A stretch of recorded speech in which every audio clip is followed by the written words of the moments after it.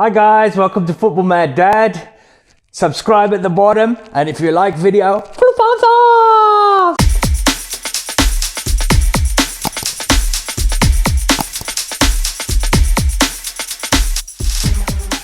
Stay tuned because we have got fantastic competition coming up.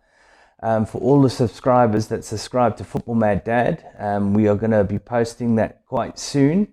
So if you are a subscriber, you have automatically got an entry to the competition. The competition will be launched, I think, on the next episode. You can find me on Facebook, Instagram, and TikTok for any comments, any questions that you want to put forward, and also any questions that you do put forward that are relevant. I will answer them and read them out in the show next time. Thanks, guys. Enjoy. Yeah, and how lucky is Man United this weekend? Man City, that were 3 points behind us, beat Chelsea, convincingly, must I say, 3-0. So it looks like Man City is going to kick into gear now. So that knocked Chelsea down to the 13 points. Man U lost 13 points. Man City caught up 13 points. I think Liverpool drew. That was an absolutely outstanding playing by Brentford. I mean, coming from Division Championship up to the Premier League and drawing with Liverpool is no mean feat on its own. So they were lucky. So Liverpool now are on top on 14, and then followed Chelsea, Man City, Man United. I think there's some more that's on 13. It's now bunched up at the front just because of this weekend. I know there's international break, and today there'll be more games as well. But it goes to show you that even though Man United messed up this weekend, a lot of other teams also messed up. Not as bad, but yeah, they did. So Man U's still not out of it. They can still make that change. And so what I want to talk about is tactics, style, and management skill. I think Ollie's been at the helm now for 3 years, if I'm not mistaken. When he took over, he had a fantastic run of, I think, 10 or 11 unbeaten games from Mourinho. So it did look like the team obviously had what it took, but just didn't want to do it under Mourinho. Then the wheels of the bus fell off, and then he battled, and it was basically, we need this player, that player, this player, that player, this player, that player. I mean, obviously, after year after year after year, Ollie now, yesterday, had basically his full team of players on that pitch that he purchased and asked the board what he wanted. Obviously, Fred and McTominay wasn't Ollie purchase, but he's stuck with them, he loves them, he plays them over and over. So to me, all 11 players on that pitch are Ollie's men. He played absolutely defensive at home against Aston Villa with two holding midfield players, Fred and McTominay. At home against Aston Villa. Now you've got to think to yourself, how is this manager setting up his game? Lies each and every single one of the last 4 games, and actually the season before and the season before that. When Ollie took in, he had no style. I think he does have a style of football now. I think I've seen it. He sets his team to go out there not to lose. Now you might say, oh, that's a good thing not to lose. It's not a good thing. It's a negative thing. Because if you're setting a team not to lose in a game of sport, that means you obviously are going to be more defensive setup than attacking setup. So that means you will not win 5-6, 7-0, 7-2, 7-3, 5-4. You might win 1-0, 2-1, and so on, which we've seen a lot of. But you're setting up not to play that team, but you setting up to say, I'm playing not to lose.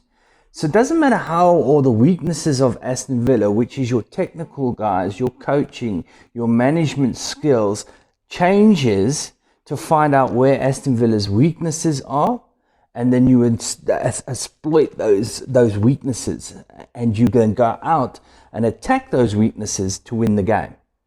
That's not happening. What's happening is I'm going out there not to lose. So I'll throw on 2 holding midfielders at home against Aston Villa. Now you got to think to yourself, why would I do that? Well, number one, if I don't have any coaching skills, as in I cannot look at a game of Aston Villa's, all their gameplay, who they played, the beginning of the season till now, and maybe a few from last season, or what did we do with how we played against them the last season, and analyze it and say, listen, there's a weakness here, there's a weakness there. Greenish is out. Maybe we should attack. Maybe we should go with a 3-2, whatever formation. But to play the same team, the same way, the same time, all the time, shows you that he's going out every single game not to lose. And like I said earlier, you might think, oh, not to lose, fantastic. No, it's a negative way of playing. When Liverpool go out, they set up how to win. They analyze their team. They attack that team on their weaknesses. And do they get it right all the time? No. Is anybody going to win every single game? No. But it's how you lose, how you win, and how you play the game. At the moment, Ollie's playing the game not to lose, so therefore the players are playing inside themselves. They're not going out there and playing 100%.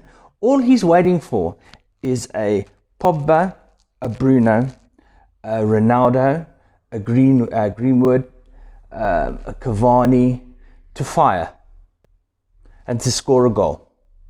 And then he wants his defence to hold that with his 6 defenders that he's got on that pitch 24/7. To me, this is absolutely the worst way to set up any team. And you know why he always gets out of jail?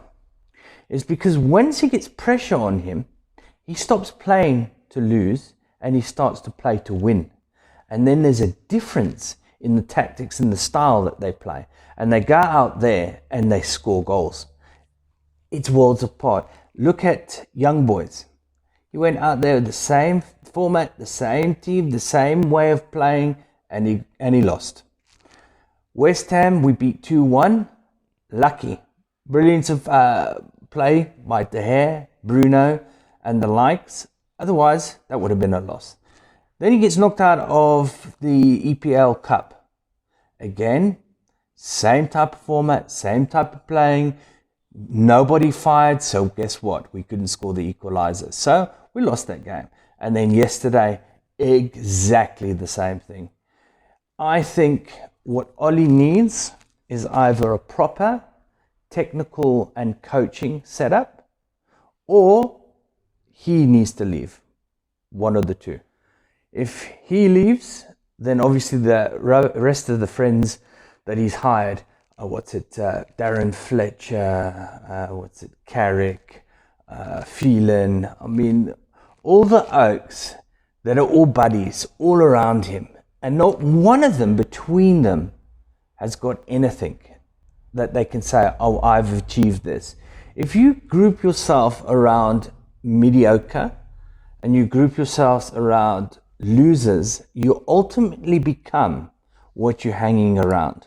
And that is what's happening to Man United. How can you have a team that has got so many superstars in their lineup, yet you can't roll over teams? It's a joke. It's an absolute joke.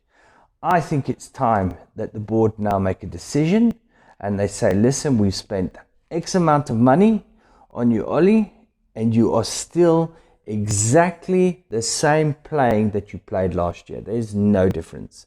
But you got 3 superstars extra this season. I think it's time that we make a change. Conte is there. Why doesn't he come in? He's a proven winner. His style of football isn't like Mourinho's. It's not defensive. Yes, he managed Chelsea, and we probably don't want anybody that managed Chelsea, but Mourinho managed Chelsea and he came. So, I mean, we've got options out there. We've got managers that are waiting out there. I think it's time that they do a change, because I know what's going to happen. The next game, he's going to not play to not lose. He's going to play to win. And guess what? We're going to hammer the next team, probably 4-2 or 4-3 or something stupid like that.